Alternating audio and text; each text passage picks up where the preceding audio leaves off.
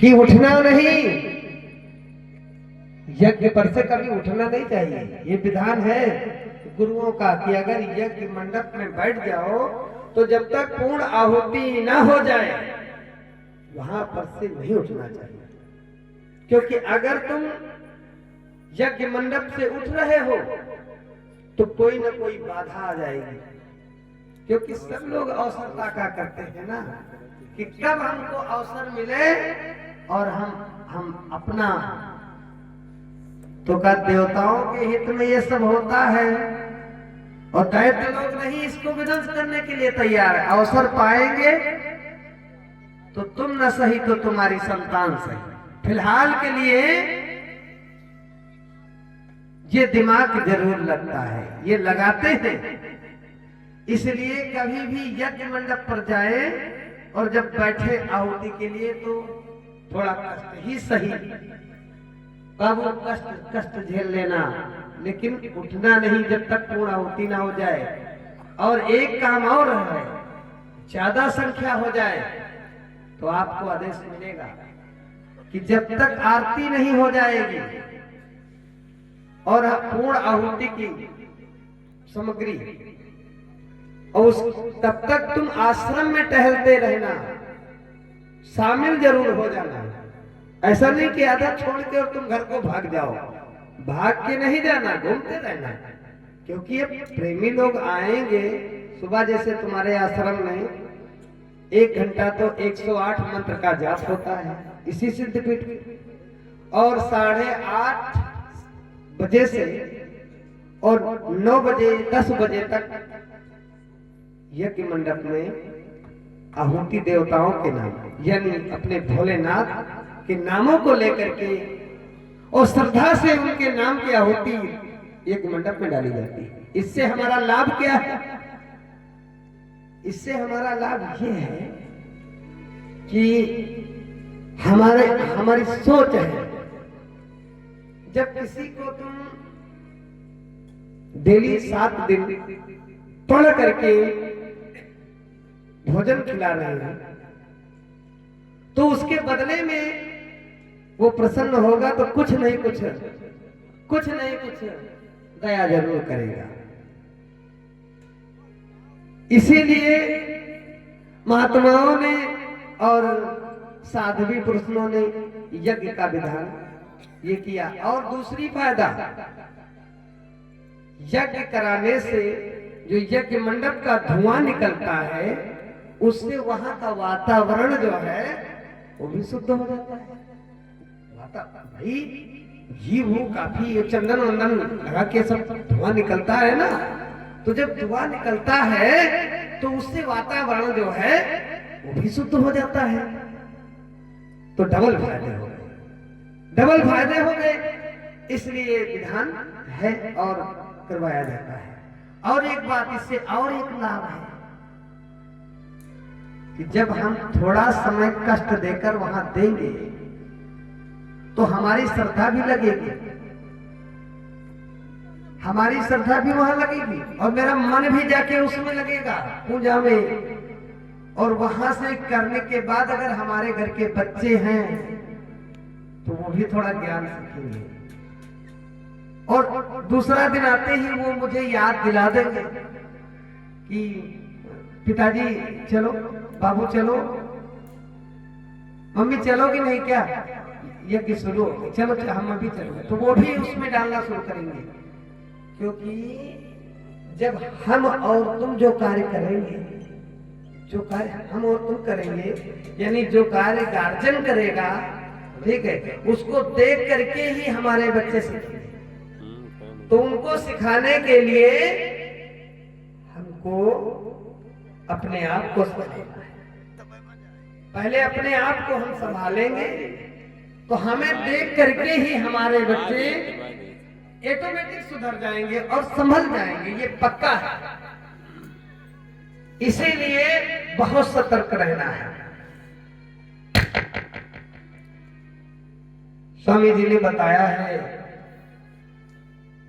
कि अपनी सुरक्षा आप करें, अपनी सुरक्षा आप करें। या फिर भैया लोग भी बता देते हैं, अगर तो भीड़ भड़के में तो जगह जगह लिखा रहता है अपने माल की सुरक्षा स्वयं करें। और फिर पढ़े लिखे भी लोग कहते हैं भगवान उन्हीं की मदद करता है। भगवान के भरोसे देव देव आलसी व्यक्ति भगवान पर भरोसा करता है। भग और वान, भग और वान है पुरुष और भग है मेरी मां। इन दोनों के संबंध से इस दास का प्रकट हुआ है। इस दास का प्रकट हुआ है यानी अगर मेरा पिता ना होता और मेरी मैया ना होती तो ये दास कहां से आता? उन्हीं के कर्म कांड से ही भक्त इस धरा पर आया है। इसलिए कभी भी हम उनसे जुदा नहीं हो सकते और हम उसे कहां हेरेंगे? लोग कहते हैं ऊपर जाओगे तो बहुत सजा मिलेगी। ऊपर नहीं मिलेगी, यही मिलेगी। भगवान ऊपर नहीं है, भग और फिर वान, अपने माता और प्लस पिता दोनों है ना। हम अलग कहां भगवान है रे। और अगर हम भगवान को मानते हैं तो पहली हम अपने पिता के और अपनी माता के चरण स्पर्श करेंगे। और नहीं तो भेजने वाला तुमको इस धरा में भेजा है और कुछ वादा करके भेजा है। जा रहे हो ना? और हम भी आ रहे हैं, तुमको मैं भेज रहा हूं और मेरा ही साकार रूप यानी निरंकार साकार बना है। निरंकार साकार बना है, निरंकार साकार रूप बना है जिसको बोलते हैं पुरुष। पुरुष और पुरुष हम हैं। प्राणी मात्र पुरुष होता है। हाँ, और शक्ति है माता श्री। तो विचार करने की बात है प्रेमियों अब कि जो वादा किया वो निभाना पड़ेगा। जो वादा किया वो निभाना पड़ेगा, निभाना पड़ेगा। जो वादा किया वो निभाना पड़ेगा। जो वादा किया वो निभाना पड़ेगा। जो वादा किया वो निभाना पड़ेगा। रोकेगी माया तुमको, रोकेगी माया तुमको आना पड़ेगा। रोकेगी माया तुमको आना पड़ेगा। जो वादा किया वो निभाना पड़ेगा, निभाना पड़ेगा।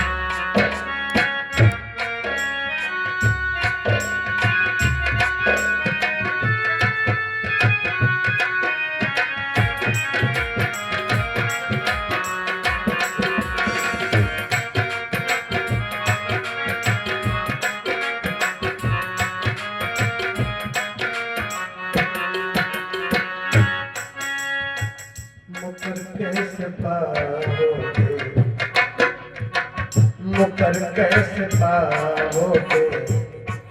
हटने की कोशिश तो करोगे लेकिन हट नहीं पाओगे क्योंकि तुम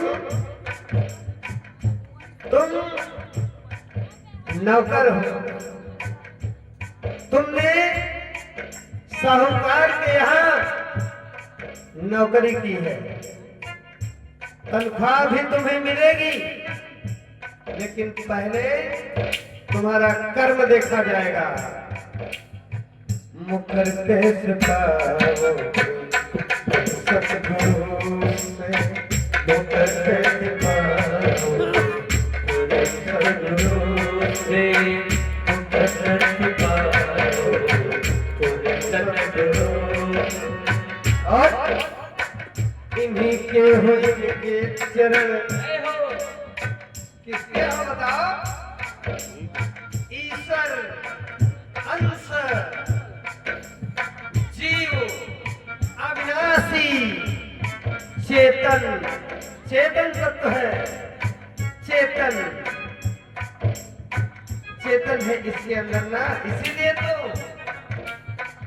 ईश्वर, अंश, जीव, अविनाशी।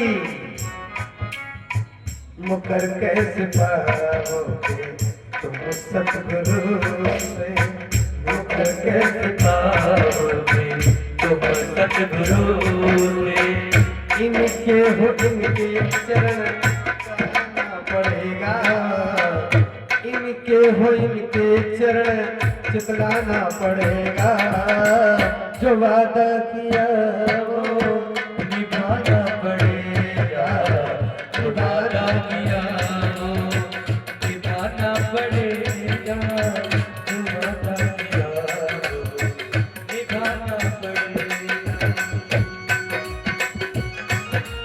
जय हो।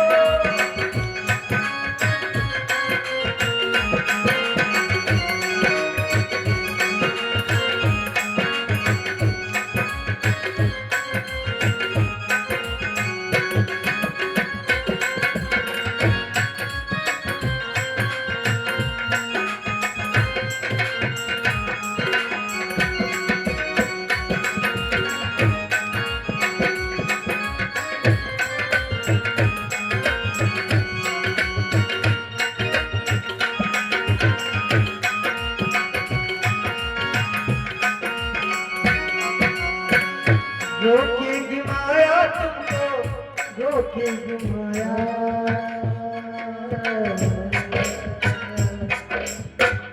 ये माया का संसार है, इसमें बहुत संभल के रहना है। भूमि गिरत भा ढाबर पानी, और जी जी वही माया रफ्तानी।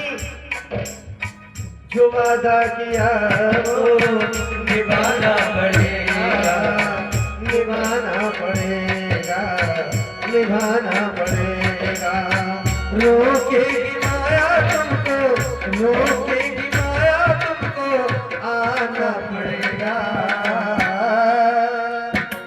जो वादा किया वो निभाना। क्लिक मारो बस स्टॉप हो जाए।